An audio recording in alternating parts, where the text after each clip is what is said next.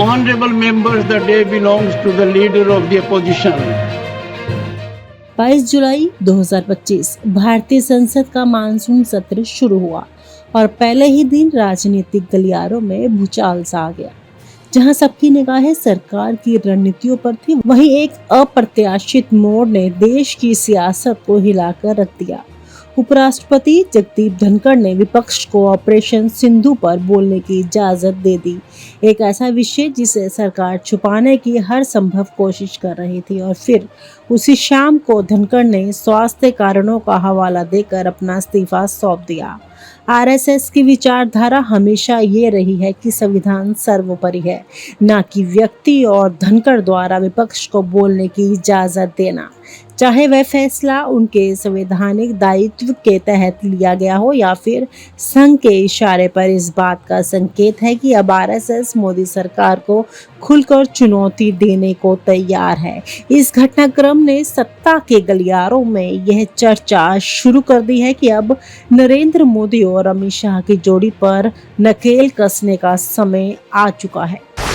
क्या धनखड़ ने अपनी वफादारी तोड़ी? धनखड़ पर लंबे समय से आरोप लगते रहे हैं कि वह नरेंद्र मोदी सरकार के पक्ष में झुके रहते हैं। राज्यसभा की कई कार्यवाहियों में विपक्ष ने उन्हें सरकारी प्रवक्ता की तरह बर्ताव करने का आरोप लगाया था, लेकिन संसद के पहले दिन उन्होंने वो किया जिसकी किसी को उम्मीद नहीं थी। विपक्ष को बोलने दिया, वह भी ऑपरेशन सिंदूर जैसे संवेदनशील मुद्दे पर। फिर उसी दिन शाम को अचानक इस्तीफा। कारण स्वास्थ्य। हालांकि ये स्वास्थ्य कारण तब तक नजर नहीं आए जब वह सुबह संसद में सामान्य रूप से कार्यवाही चला रहे थे। यह इतना अचानक हुआ कि उपराष्ट्रपति कार्यालय के कर्मचारी भी इस फैसले से पूरी तरह अनजान थे। किसी को भनक तक नहीं लगी थी कि देश का दूसरा सबसे बड़ा संवैधानिक पदाधिकारी आज इस्तीफा देने जा रहा है। इससे पूरे घटनाक्रम को और संदिग्ध बना दिया है। क्या उन पर आरएसएस का दबाव था या क्या यह उनका खुद का नैतिक फैसला था? मोदी सरकार भी सवालों के घेरे में। अब सवाल मोदी सरकार पर भी उठ रहे हैं। विपक्ष पूछ रहा है कि क्या सरकार अब संवैधानिक संस्थाओं पर नियंत्रण खो रही है?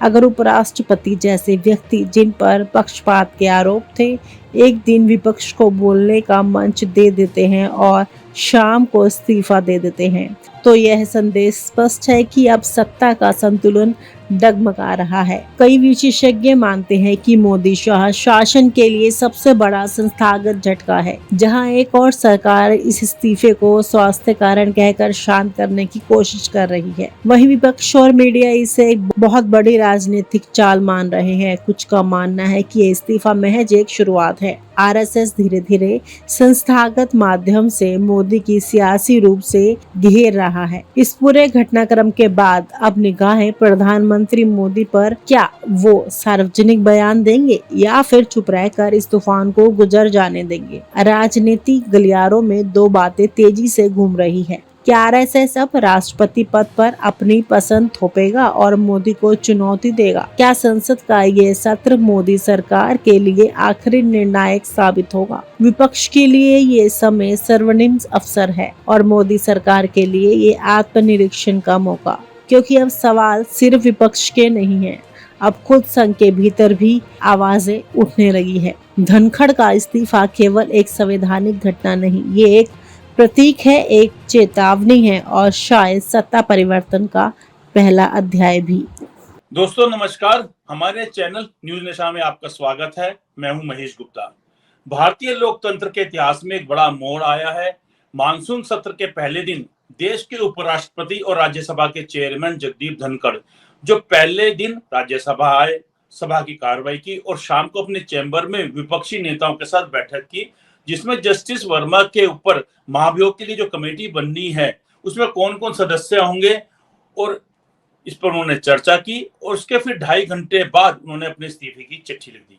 उन्होंने इस्तीफे की वजह अपनी तबीयत का ठीक ना होना बताया है, लेकिन सवाल ये है कि क्या ये महज उनकी तबीयत से जुड़ा मामला है या इसके पीछे कुछ और भी है जो सामने नहीं लाया जा रहा है। इस बीच संसद में विपक्ष ने जिस विषय पर बहस की मांग की है वो है ऑपरेशन सिंदूर। ऑपरेशन सिंदूर यानी वो कथित खुफिया अभियान जिसमें सरकारी एजेंसियों की भूमिका को लेकर बड़े सवाल उठाए गए हैं। विपक्ष इस ऑपरेशन को लेकर सरकार को घेरने की तैयारी में था और ठीक उसी दिन उपराष्ट्रपति ने इस्तीफा दे दिया। तो क्या यह सिर्फ इत्तेफाक है या सोची समझी रणनीति? आज इसी मुद्दे पर चर्चा के लिए हमारे साथ जुड़ रहे हैं सुभाष शिर्के जी। सुभाष जी नमस्कार। नमस्ते। सुभाष जी, आपको क्या लगता है कि ये सारा जो मामला है इसकी असली वजह क्या है धनखड़ जी के इस्तीफे की? देखिए महेश जी, इसमें मुझे सेहत का मुद्दा बिल्कुल लग नहीं रहा है। धनखड़ साहब ने इस्तीफा देते हुए उन्होंने कहा था कि वो सेहत उनकी खराब है, लेकिन मुझे इसमें सेहत से ज्यादा सियासत ज्यादा लगती है जी। और ये सियासत क्यों है, इसके पीछे हमें थोड़ा सा क्रोनोलॉजी समझना पड़ेगा। 10 जुलाई को दिल्ली में एक फंक्शन होता है जवाहरलाल नेहरू विश्वविद्यालय में, और यहाँ पे धनखड़ साहब एक भाषण देते हैं। उस भाषण में वो कहते हैं कि वो उपराष्ट्रपति पद से रिटायर्ड अगस्त 2027 को ही होंगे। अब ये बात अचानक कहां से आ गई? क्या उस वक्त कोई ऐसी सुगबुगाहट भी नहीं थी कि धनखड़ साहब ने इस्तीफा देना चाहिए? ऐसी कोई बात भी नहीं चल रही थी, कोई कुछ कह नहीं रहा था। अचानक से उपराष्ट्रपति पद पर बैठा हुआ आदमी अपने इस्तीफे के बारे में बात कर रहा है, जो 2 साल के बाद होने वाला है। इसका मतलब यह है कि 10 जुलाई को उन्होंने अप्रत्यक्ष रूप से सारे देश को बता दिया कि उनके इस्तीफे के बारे में कुछ चल रहा है और उनका इस्तीफा, उन पर इस्तीफा देने के लिए दबाव है, जो उन्होंने अप्रत्यक्ष रूप से सारे देश को बता दिया। अब सवाल ये उठता है कि उन्होंने उनको दबाव क्यों लाया जा रहा था और कहां से लाया जा रहा था? तो इसका मतलब ये है कि 2 ही आदमी हो सकते हैं, एक नरेंद्र मोदी और अमित शाह। इनके अलावा बीजेपी में और आरएसएस में और कोई किसी की हिम्मत नहीं जो उपराष्ट्रपति को कहे कि आप इस्तीफा दीजिए। अब सवाल ये उठता है कि धनखड़ साहब को इस्तीफा देने के लिए मजबूर क्यों किया जा रहा था? तो धनखड़ साहब को इस्तीफा देने के लिए मजबूर इसलिए किया जा रहा था, जो कयास लगाए जा रहे हैं कि हमेशा हमने देखा है कि नरेंद्र मोदी और इनकी जो पॉलिटिक्स है वो शॉर्ट टर्म पॉलिटिक्स होती है, शॉर्ट टर्म गेन की पॉलिटिक्स होती है।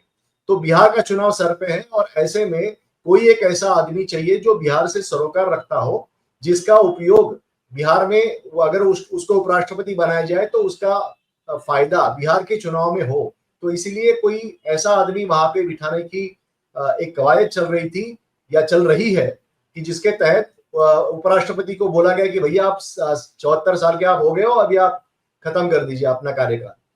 तो ये बात जो है, लेकिन धनखड़ साहब तो बिल्कुल राजनेता है।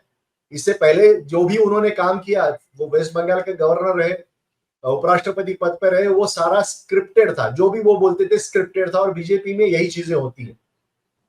तो उनको जो स्क्रिप्ट दी गई थी वो उन्होंने बखूबी तरीके से यानी बोली।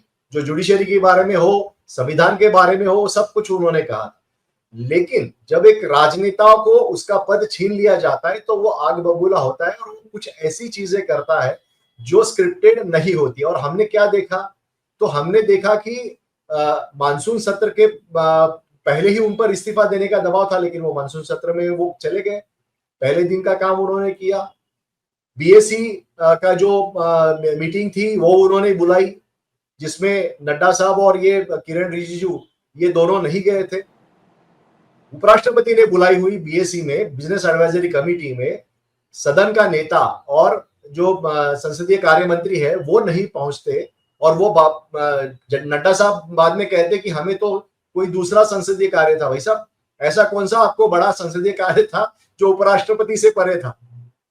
तो इसका मतलब है कि उनको वो उपराष्ट्रपति पद पर उनका बैठना, सदन की कार्यवाही चलाना, ये स्क्रिप्ट में नहीं था जो वो कर रहे थे। ये अप्रत्यक्ष रूप से जेपी नड्डा और किरण रिजिजू ने बताया। उसके बाद इन्होंने जो काम किया जो स्क्रिप्टेड नहीं था, वो एक काम ये था कि उन्होंने जस्टिस वर्मा, इनकी जो इंक्वायरी है उसके लिए परमिशन दी गई, जो पहले ही लोकसभा में सरकार की तरफ से वो प्रस्ताव गया था। इन्होंने विपक्ष का प्रस्ताव वहां पे माना, ये स्क्रिप्टेड नहीं था। दूसरा, उन्होंने जो पहलगाम के मुद्दे पे, ऑपरेशन सिंदूर के मुद्दे में मल्लिकार्जुन खड़गे जो विपक्ष के नेता है और कांग्रेस के अध्यक्ष है, उनको लंबी अपनी बात रखने को दी, जो बीजेपी को अच्छी नहीं लगी। तो इसका मतलब है कि धनखड़ साहब वो स्क्रिप्ट कनेक्टेड काम नहीं कर रहे जिनके लिए उनको बिठाया गया है, ये तय हुआ था। उसके बाद ये 1 से 4:30 के बीच में जो उनके ऊपर जो दबाव हुआ, जिसकी भनक विपक्ष को लगी और 5:30 बजे वो वहां पे पहुंच गए कि भैया क्या हुआ है, हमें बताइए, थोड़ा सा जानकारी दीजिए। तो ये सारी चीजें हो गई और उसके बाद वो उन्होंने इस्तीफा दे दिया। तो हालांकि वो इस्तीफा देना जरूरी था, लेकिन उसको स्पीड अप किया गया और ये कहानी अभी हमने देखी है पूरे देश ने। और इसमें मोदी साहब और अमित शाह, इनका अब तक का जो ट्रैक रिकॉर्ड रहा है कि वो संविधान के किसी भी बात को सुचारू रूप से चलाना नहीं चाहते, इसलिए उपराष्ट्रपति को उन्होंने दबाव डाला। ये तीसरे उपराष्ट्रपति है जो उन्होंने बीच में ही अपने कार्यकाल में इस्तीफा दिया, लेकिन बिना कारण इस्तीफा दिया। इससे पहले वीवी गिरी और भैरव सिंह शेखावत, इनका कुछ कारण था कि वो इस्तीफा उन्होंने दिया, इनके पास कोई कारण ही नहीं था, इसलिए उन्होंने सेहत की बात कही। लेकिन असल में जो उनका रेजिग्नेशन लेटर है, उससे लगता है कि ये पूरी सियासत है। हमारे साथ हरिकेश कुमार जी भी जुड़ गए। हरिकेश जी नमस्ते। हरिकेश जी, आज हम चर्चा कर रहे हैं उपराष्ट्रपति जी के इस्तीफे की, और उसके अंदर जो सियासी बात है वो तो है ही है, लेकिन एक बात ये भी उभर कर सामने आ रही है कि क्योंकि ये पेशे से वकील भी रहे हैं, सुप्रीम कोर्ट में भी प्रैक्टिस की है धनखड़ साहब ने, तो जो जस्टिस वर्मा, जो high court, Delhi high court के जज थे और इस समय इलाहाबाद के यशवंत वर्मा जी, उनके ऊपर जो महाभियोग है उससे भी जुड़ा कुछ शायद मामला आ रहा है निकल के चर्चा में। क्योंकि जब यशवंत वर्मा जी का मामला उठा था तो धनखड़ जी ने कहा था कि इसमें एफआईआर होनी चाहिए। अगर कोई और नेता होता जज की बजाय या कोई अधिकारी होता तो तुरंत एफआईआर हो जाती है। तो कहने का मतलब है कि धनखड़ जी जो है इस यशवंत वर्मा जी के मामले में, जस्टिस वर्मा के मामले में रुचि ले रहे थे, और इसमें जो है महाभियोग आना था।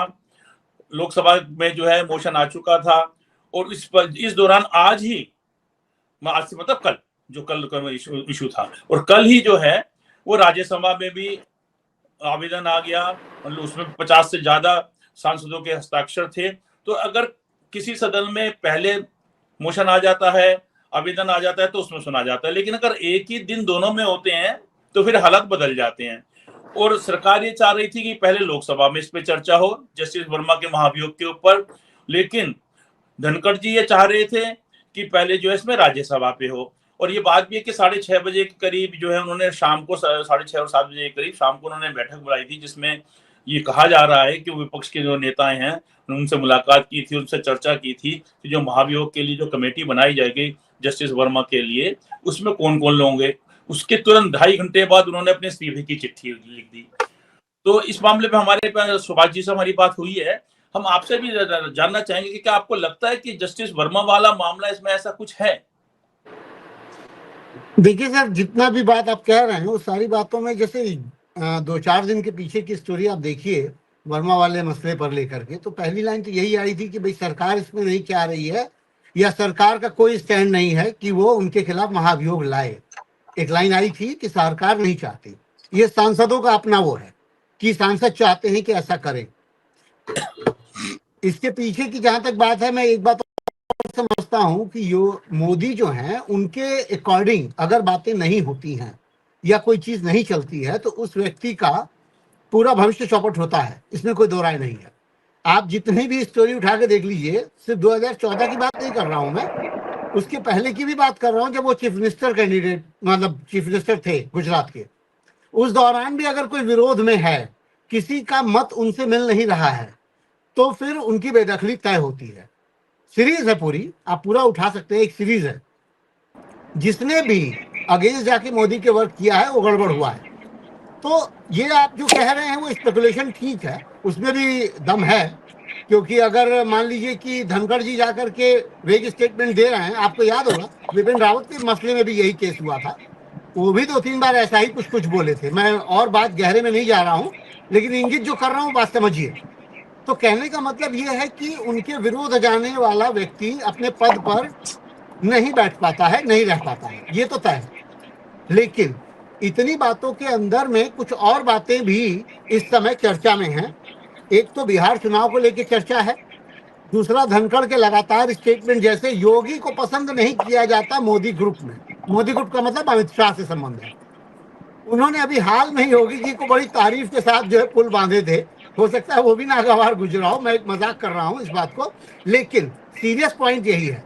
तो लेकिन फिर भी ये बात मैं कह रहा हूँ, जैसे मान लीजिए स्वास्थ्य कारणों से उन्होंने इस्तीफा दिया, एक लाइन लिखी गई, आप खुद बताइए उपराष्ट्रपति रहते हुए उन्हें स्वास्थ्य के लाभ जो आधिकारिक तौर पे मिलते हैं वो ज्यादा मिलेंगे या पद से हटने के बाद मिलेंगे? जरा दोनों का तुलना कर लीजिए। एक उपराष्ट्रपति को जो सुविधा मिलेगी स्वास्थ्य की, वो लंदन जा सकता है, अमेरिका जा सकता है, दुनिया में कहीं भी जा सकता है, जा तो वो वैसे भी सकते हैं, लेकिन फिर भी मैं एक बात कह रहा हूं, तो उपराष्ट्रपति पद से आदमी कोई इसलिए इस्तीफा थोड़ी देगा कि मेरा स्वास्थ्य खराब है, स्वास्थ्य के लिए तो उसके सबसे ज्यादा लाभकारी वही पद है। तो मेरा कहने का तात्पर्य वो भी है, उस पॉइंट पर भी निगाह मेरी गई थी, लेकिन फिर भी एक कहीं पॉइंट आ रहा है कि बिहार के इलेक्शन को देखते हुए शशि थरूर का नाम उभर के आ रहा है, हरिवंश का नाम उभर कर आ रहा है उपराष्ट्रपति पद के लिए, तो क्या मुफीद हो सकता है मोदी जी ही जानेंगे वो बेहतर, और आगे आने वाले 2-4 दिनों में ये बात आ भी जाएगी सामने। हाँ, लेकिन ये इंपॉर्टेंट लाइन है कि अगर धनखड़ को स्टेटमेंट देने में गुरेज नहीं था जस्टिस वर्मा के खिलाफ, या उस बात को कहने में गुरेज नहीं था और सरकार ने उससे पल्ला झाड़ लिया था कि महाअभियोग के लिए सरकार नहीं चाह रही है, ये सांसद चाह रहे हैं, तो कहीं ना कहीं अंदर खानी ये बात भी है। जी सर। हमारे साथ विनीता यादव जी भी जुड़ गई हैं। विनीता जी नमस्कार। विनीता जी आपको आवाज आ रही है? रास्ते में ट्रेवल कर रही है शायद, हो सकता है इनकी आवाज म्यूट है। ठीक ठीक ठीक। हाँ विनीता जी आपको आवाज आ रही है अब? जी जी आज मैं आपका सवाल अभी नहीं सुन पाई हूँ, लेकिन मैं एक बात जरूर ऐड ऑन कर दूं। अभी मैं हरिकेश जी को भी सुन, और भी कुछ बड़ा होने वाला है, ऐसी कुछ खबरें वहां से आ रही हैं, कुछ और भी ऐसी तस्वीर है। हालांकि कल जब ये खबर आई थी तभी ये बात आई थी सामने निकल के कि ये सिर्फ शुरुआत है, अभी बहुत कुछ होना है। तो जो बहुत कुछ होने वाली लेयर्स हैं, ये एक बहुत, जिसे कहते हैं ना, प्राइमा फेसी वाला एक इतना स्ट्रॉन्ग शॉक है कि इसके बाद के मल्टीपल शॉक्स आने बाकी हैं। विनीता जी आपसे जो अभी आप जुड़ी हैं, उससे पहले हमारी सुभाष जी से भी बात हुई, हरिकेश जी से भी बात हुई। जो एक मुद्दा इसमें ये भी निकल के आया है, जो कि हालांकि दम रखता है नहीं रखता इसे नहीं कह सकते, लेकिन क्योंकि जस्ट उसके तुरंत बाद उन्होंने इस्तीफा दिया, सवाल ये है कि जो ये जस्टिस यशवंत वर्मा हैं, जो दिल्ली हाईकोर्ट के जज थे, अब इलाहाबाद हाईकोर्ट के जज हैं अब, तो उनका जो नोट कांड हुआ था, उसके बाद महाभियोग की बात चली, महाभियोग की तैयारी भी हुई और सरकार चाह रही थी कि लोकसभा में पहले इस पे चर्चा हो। लेकिन कल ही जो है राज्यसभा में भी आवेदन आ गया जिसमें 50 से अधिक सांसदों के हस्ताक्षर थे, और राज्यसभा में चर्चा जिसमें विपक्ष का जो सिग्नेचर्स थे वो सरकार की को जानकारी के बगैर आगे बढ़ा भी दी, ये भी हुआ।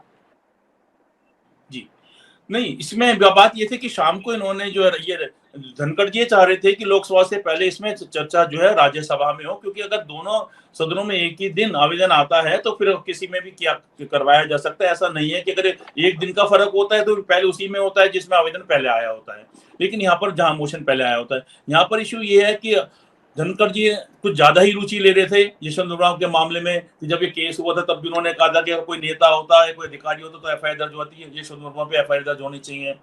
और कल उन्होंने शाम को 6:30 बजे मीटिंग भी की, जैसा कि बताया जा रहा है कि भाई वहाँ पे विपक्ष के नेताओं से बैठक की कि अगर महाभियोग के लिए कोई कमेटी बनती है यशवंत वर्मा के ऊपर तो उसमें कौन कौन मेंबर होंगे। और उसके अचानक 2.5 घंटे बाद ये इस्तीफे की बात आ गई।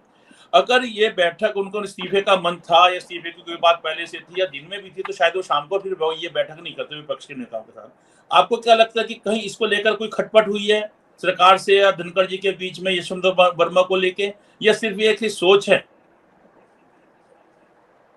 नहीं, मुझे नहीं लगता ये यशवंत वर्मा वाला सिर्फ मैटर है, क्योंकि आपको और भी जानकारी मिली होगी कि कल राजनाथ सिंह जी के कमरे में, संसद में राजनाथ सिंह जी के कमरे में कई सांसदों से ब्लैंक पेपर पर सिग्नेचर लिए गए हैं। तो ये बहुत सारी चीजें कल घटी हैं। कल इनके इस्तीफे की चर्चा और खबर उस वक्त पत्रकारों को नहीं मिली थी, बल्कि ये सिग्नेचर वाली चर्चा अंदर ज्यादा चल रही थी, और उसकी वजह से जरूर इस डिस्कशन को लेकर कि कुछ बड़ा होने वाला है, ये ब्लैंक पेपर पर सिग्नेचर लिए जा रहे हैं। तो यहाँ पर एक सवाल ये जरूर उठता है कि धनखड़ को लेकर के तो नहीं यहाँ पर कोशिश कर रही थी सरकार कि ठीक है एक प्रेशर पॉलिटिक्स की आप खुद इस्तीफा देते, नहीं तो हम आपको मतलब सांसदों का एक अपनी तरफ ही नो कॉन्फिडेंस मोशन लेकर के इस प्रक्रिया को आगे बढ़ाया जाए। अब बड़ी बात यह कि ऐसा क्यों किया, देखिए इतना बड़ा गुनाह नहीं है ये जस्टिस यशवंत वर्मा के अंदर की कहानी आप बेहतर जानते हैं। ऐसा नहीं है अभी तक उनको बचाने के लिए कोई बहुत बड़ा बीच में शुरुआत हुई थी, लेकिन ऐसा नहीं कि संसद में भिड़ पड़ेंगे आपस में और धनखड़ जी उनके लिए अपना करियर दांव पे लगा देंगे जस्टिस यशवंत वर्मा के लिए, ऐसा नहीं है। यहाँ पर बड़ी बात यह है कि अगर आप देखें मतलब एक ऐसा व्यक्ति जो क्लास में जो बच्चे होते हैं ना, तो एक ऐसा बच्चा होता है जो टीचर का बड़ा पसंदीदा होता है, अक्सर खड़ा होकर के कह देगा यस मैम यस मैम। तो जगदीप धनखड़ जी ने तो अपनी इमेज ऐसी बना ली थी, हर चीज में खड़े होके उनका ये इमेज बिल्डअप हो चुका था, क्योंकि ऐसे उपराष्ट्रपति तो हमने पहले कभी देखे ही नहीं थे जो कि इस तरह से पैरवी करने लग जाते थे, इतना क्लियरली पैरवी करने लग जाते थे, जो ये कहते थे सदन की सीट पर बैठकर कि मैं आरएसएस की विचारधारा से इतना प्रभावित हूँ कि मेरे जीवन में इसके बाद ही बदलाव आया। पहली बार ऐसा हुआ था, इतना खुल के बैटिंग कर रहे थे। ऐसे व्यक्ति से क्या गुरेज हो सकते हैं आप बताइए। यहाँ मेरे हिसाब से आप लोग सब समझ रहे हैं, सुभाष जी भी अपना इस पर दे व्यू, लेकिन मेरे हिसाब से यहाँ पर जो इस वक्त टसल चल रही है आरएसएस बिटवीन बीजेपी, ये उस सब के बीच में, और अभी ये टसल और दिखने वाली है, क्योंकि जो जो लोग आरएसएस की बैटिंग वाले हैं इस ग्राउंड के अंदर अब वो धीरे धीरे अलग अलग तरीके से आपको दिखाई देंगे। रीजन बिहाइंड, क्योंकि अब जो जैसे सितंबर क्लोज आ रहा है, जितना प्रेशर ये क्रिएट किया जा सकता है आरएसएस की तरफ से तो हो जाएगा। अगर नहीं क्रिएट किया गया और सितंबर निकल गया तो फिर उसके बाद कुछ नहीं हो सकता। हाँ ये जरूर है कि भागवत जी ने तो अपना भी करियर साथ में लाइन में लगा दिया कि भाई 75 साल के वो तो 7 दिन पहले हो जाएंगे, लेकिन अब उनको भी ये मालूम है वो इस्तीफा दे भी देंगे तो भी मोदी जी तो इस्तीफा नहीं देने वाले हैं। तो अब यहाँ पर पावर गेम चल रहा है, जिस सत्ता के अंदर आरएसएस ने अपने कदम रखे हुए हैं और जहां जहां वो ट्विस्ट कर सकती है, अब वो ट्विस्टिंग गेम शुरू हुआ है यहाँ पर। क्योंकि मुझे यहाँ पर ऐसी कोई चीज नहीं लगती जिसमें जगदीप धनखड़, आपको याद होगा एक कार्यक्रम था जिसमें उपराष्ट्रपति को बुलाना था और मोदी जी गए थे, काफी चर्चा भी हुई थी उसकी, लेकिन इनको नहीं बुलाया गया था। हाँ सॉरी, संसद के इनॉग्रेशन पर जिस तरह से सिस्टम होना था, राष्ट्रपति तो चलिए नहीं थी, लेकिन उपराष्ट्रपति जी को भी वो चाह रहे थे कि हम करें ये चीज, इतिहास में हमारा नाम हो कहीं ना कहीं, लेकिन उनको भी उस तरह से रखा नहीं गया था। जो सिचुएशन थी वो सारी मोदी ड्रिवन थी, जो मैं याद कर पा रही हूँ, मुझे याद है। और आखिरी वक्त में जाकर के न्योते मिले थे इनको कि भाई पहुंचना है, तो स्पीकर को, उपराष्ट्रपति जी को, सबको। तो सवाल ये था कि कहीं पर भी अभी तक जो मोहन भागवत जी कहते हैं कि भाई संविधान सर्वोपरि है, अब ये जो कर रहे थे यहाँ पर, इन्होंने अब धीरे धीरे करके कुछ वक्त से जो स्टेटमेंट देनी शुरू की, ना मैं किसी के दबाव में आता हूँ, और ये तमाम तरह की बातें जो उनकी वायरल हो रही हैं। एक बात तो उनका पुराना वीडियो निकल के सामने आ रहा है जिसमें उन्होंने ये कहा था कि 2027 में मैं रिटायर होऊंगा, है ना। उनका कोई प्लान नहीं था पहले जाने का ना। और रही बात, हरिकेश जी ने ठीक बोला, रही बात बीमारी की, तो जिस पोस्ट पे वो है उसमें सबसे बेहतरीन इलाज उनको मिलता अगर बीमार थे। और ये तो राजनीति है साहब, यहाँ पर तो लोग अपनी बीमारी का जिक्र भी नहीं करते हैं, चुपचाप अंदर फिक्र करेंगे, बाहर जिक्र नहीं करेंगे, क्योंकि ये राजनीति है, करियर खत्म हो जाता है। इस यहाँ तक आने के लिए तो लोग बीमारी ठीक कर लेते हैं, ये बीमार होकर के निकल जाए ये अपने आप में बड़ा मजाक है, ये तो मुमकिन नहीं है। और सबसे बड़ी बात ये कि उनके स्टाफ को नहीं मालूम था कि वो रिजाइन करने वाले हैं, यानी कि उन्हें खुद भी मालूम नहीं था कि वो रिजाइन करने वाले हैं। ये बात तो कंफर्म है, उनको खुद भी नहीं मालूम था। लेकिन हाँ ये जरूर था कि अंदर अब एक प्रेशर पॉलिटिक्स शुरू हो चुकी है और मोदी जी के ऊपर इस तरह का प्रेशर यहाँ से क्रिएट किया जा रहा है अलग अलग तरह से। कल जितने भी लोगों से मेरी भी बात हुई जो संसद गए, या जो भी लोग देख रहे हैं उनके चेहरे, कल की जो फोटोज आ रही है, तो प्रधानमंत्री नरेंद्र मोदी के चेहरे के भाव को आप जरा गौर से देखिए, वो बहुत ज्यादा परेशान कल की तारीख में दिखाई दिए। और मैं एक लाइन में कहूंगी, उपराष्ट्रपति का इस तरह से इस्तीफा देना खुद प्रधानमंत्री पर बहुत शर्मिंदगी के साथ सवाल खड़े करता है, ये ठीक बात नहीं है। और आप हमसे जुड़े रहने के लिए सब्सक्राइब करें YouTube पर, फॉलो करें Twitter पर और लाइक करें Facebook पर। और ज्यादा जानकारी के लिए आपको टाइप करना होगा सिर्फ न्यूज़ नशा।